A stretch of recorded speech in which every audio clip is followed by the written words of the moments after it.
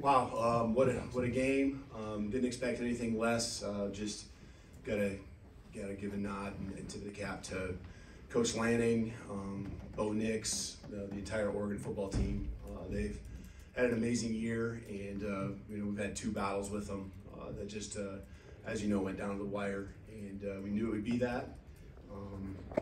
Just proud of our guys and the way they continue to just be resilient and find a way. The way just always playing in the present, in the moment, with never having regrets, and finding different ways to do it. Proud of the way we stepped up again. Physicality, just both sides of the ball, ran the football, offense, and Michael, probably back in sync. And a lot of that has to do with just getting the guys and the crew all back together again. We've had a couple weeks now where J-Max joined the mix, and you can see that timing continue to develop, and the rhythm in practice growing, and they just found ways to make those big plays. But it took a team effort. Defense did a nice job getting off the field early in the game, started fast, and got us off to a great start. And that lead, I know it. We lost it at one point, but that lead was important. Because it still put us at a small deficit, and a great drive there in the fourth quarter by these guys, and again, proud all the way around.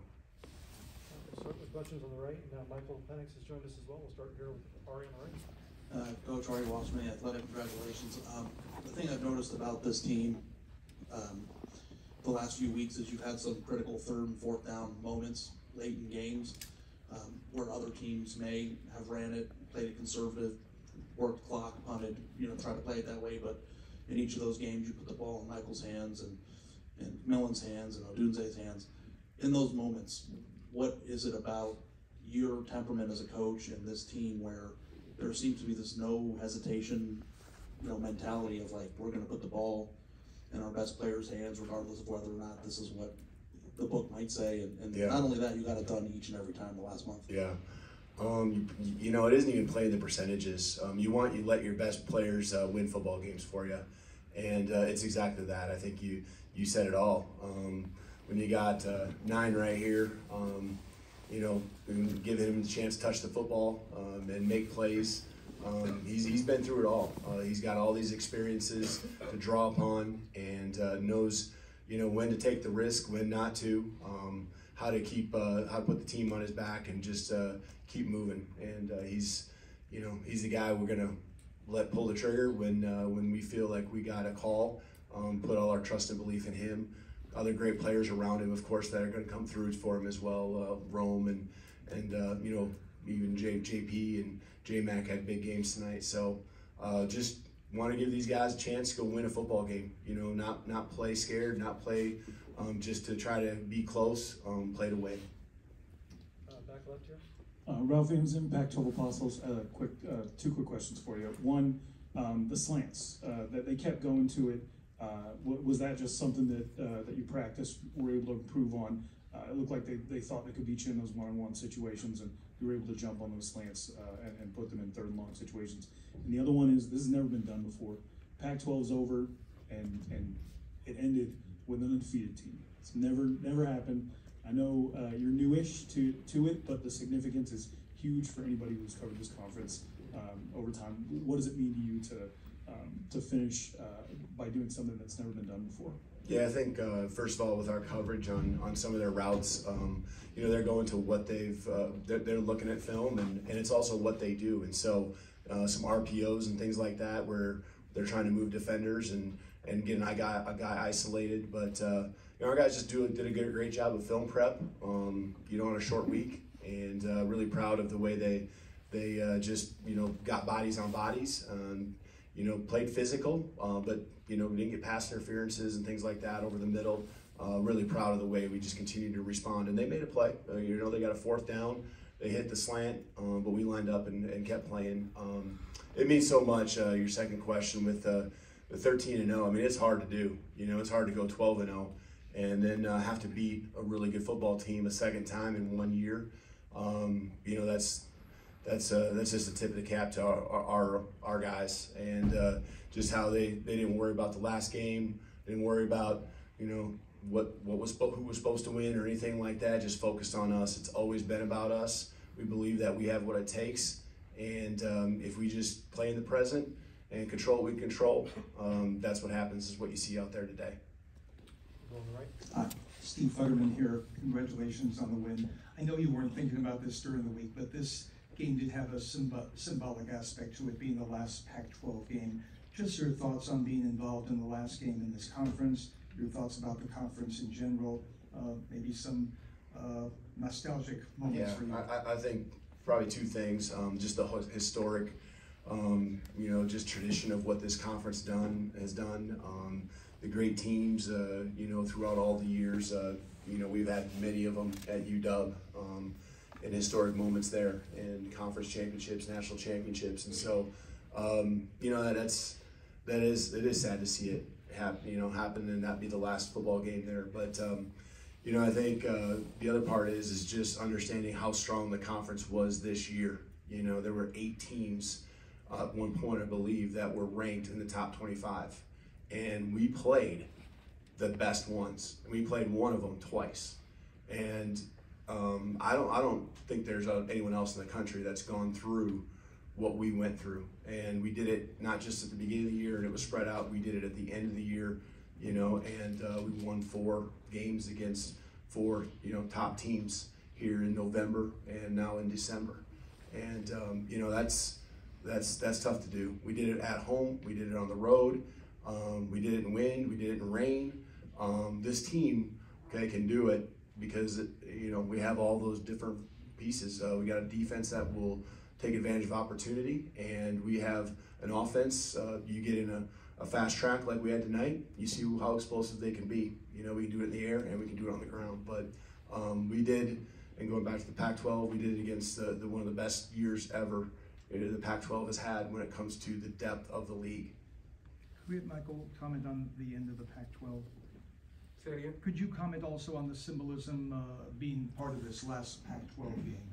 Yeah, man. I'm just super excited to be here and to be in this moment. Obviously, like Coach said, it's sad to see, but for us to be able to do the things that we did this season, and it's still going on, but to do the things that we've done so far, it took a lot of hard work and dedication. Like he said, we played a lot of great teams in this conference, and man, we're just super blessed to be a part of it, and just look forward to what the future holds. Thanks. Third row here on the left. Jordy Feeplack, Cronkite News. Similar to what was just said, but obviously you guys have had pretty special moments in this conference. What do you think makes it unique? What do you think you're going to take away from it as you make this move to the Big Ten? Yeah, I think getting all the rivalries. For us, it starts with the Northwest Pacific area. And just those rivalries that are built in, and each team kind of has those within the conference, and there's just been so many big games, so many great players that have stepped on the football field, and I know I vowed to make sure that the guys that won championships for us and had those great individual and team efforts that we'll always remember, and make sure we celebrate those teams that did great things that got us to having the program that we have today. Kyle on the right. Yeah, Kyle Wonder with ESPN. You guys have obviously played a lot of close games recently. How much do those experiences matter in a game like this, knowing that you've been in those situations and experienced them regularly for both of you guys? Yeah, I think we just always draw on our experiences. And I mean, there's a deep belief right now in our football team that when the moments get tough, we can really hone in, and guys will just do their job, not get overwhelmed, and go execute. And it's just, I think you can go back to one game and learn from it. You can go back to all of a sudden 2 or 3. It's just everything is happening in a different way. We've won it in different ways, and so man, we got a brotherhood in that locker room that is super proud and wants to continue to showcase who they are collectively, and how hard they play, and how much they love each other, and it shows because they're just going to leave it all on the football field. Yeah, for me, I'll say, just the love and trust that we have on our team, it's unmatched. It's unmatched. And man, we've been doing it each and every week. We're not gonna say that we want those games to be close, but to be able to find a way to win each and every week, day in and day out, keeping that 1-0 mindset, always going back to, it's us versus us, not worried about the things on the outside, that could possibly be a distraction for our team. I feel like that's what makes this team so special, because we're just all about each other and we want to see each other succeed. And we know that we've done it before. And Coach Mack, our strength coach, he put us through a lot of hard times, during the off season, so that we could be prepared for these moments. So that whenever we do face these great football teams, we're able to come out on top at the end of the day, just by our perseverance and just the love and trust that we have for each other. And then, Michael, at the end of the game, your teammates were chanting Heisman, Heisman, Heisman. You're 13-0 now. What would it mean to kind of take part in that ceremony to potentially win the award? Yeah, man. It's just a blessing to be able to, be in that talk. But for me, it was always the main thing. Always for me was to win. And to be able to do that today on a stage like this, it's incredible. And I'm gonna always savor this moment. I'm just super excited right now. I'm just really living in this moment. Whatever happens come this week, next weekend, it's gonna happen. It's already written, and obviously I couldn't do it without the guys around me. So I gotta thank my offensive line for all the work that they put in each and every day. To allow me to stay clean on Saturdays and for today on Friday. I'm just super blessed for the guys I have around me and Coach DeBoer and the staff as well, for sure. Greg Bell, News Tribune. Mike, you had the whole team around you between the third and fourth quarter. Back here, you had the whole team around you between the third and fourth quarter. What was your message to them? What'd you say? Yeah, just keep believing, and keep fighting. The game obviously wasn't over. We just got to continue to stay 1-0. And, just telling the guys, we've been in this position before, where it gets tight at the end, But for us, it was just about trusting in each other. And I was just telling them that just look at the guy next to you, just trust that he's going to do his job to help us win this game. That's what it's all about, just loving each other and, trusting each other whenever those moments get big or when those moments seem to get tough, and just having that belief that we'll be able to make it happen. Coach, Oregon's kind of made these cinematic recaps famous this year, and a common theme in them is Coach Lanning asking his team, what's the narrative on these guys? And coming into the game, the narrative was that you have this Heisman quarterback that can throw the ball all over the field wherever he wants. Why was it so important for you to be able to establish, oh no, we can run the ball just as powerfully?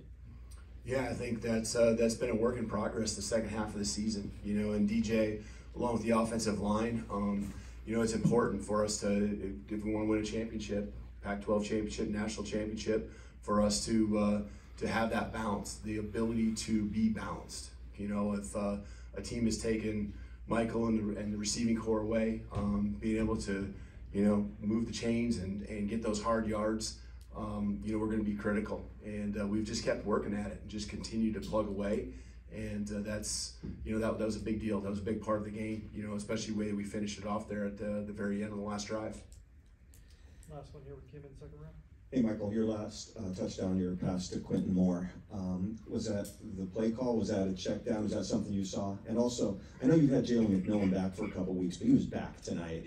That's the old Jalen McMillan. How much did that change the offense? Yeah, that play call to Quentin Moore, that's a play call we've been holding for the past couple weeks, and we knew that once the moment came, we were going to be able to execute it at a high level, and that special moment for Q. I know how excited he was. You should have saw him in practice when we were installing it. Whenever I was throwing it to him, he couldn't stop smiling because he knew that he was going to get a touchdown on that play. And that just says, it just comes from that belief, and belief in Coach Grubb, his play calling, and I say towards the end of the game, it was a key third down when I threw it to Jalen McMillan on the out route. We were coming off a timeout, or I think it was off a timeout, and I was talking to one of the other quarterbacks. I'm like, hey, it was like 3rd and 4. I was like, we need to go this certain play, and on the headsets, Coach Grubb, he called it in. He called in that same exact play that I said without us even talking about it. So man, it's crazy, to be able to have the quarterback and offensive coordinator be on the same page like that. And just our connection, our bond, and the trust that we have with one another. You know, I knew it was going to be special, and we were going to make it happen. You know, Jalen, you know, he's been tremendous, man. You know, he's been battling with stuff, but he's always kept a positive energy, and, you know, he's an ultimate team guy, and he wants this team to be successful, and he always said that he's going to do whatever he can to help his team win football games, and, you know, today he definitely showed who he really is. Great, thank you guys, appreciate it. Thank you. Thank you, good dog.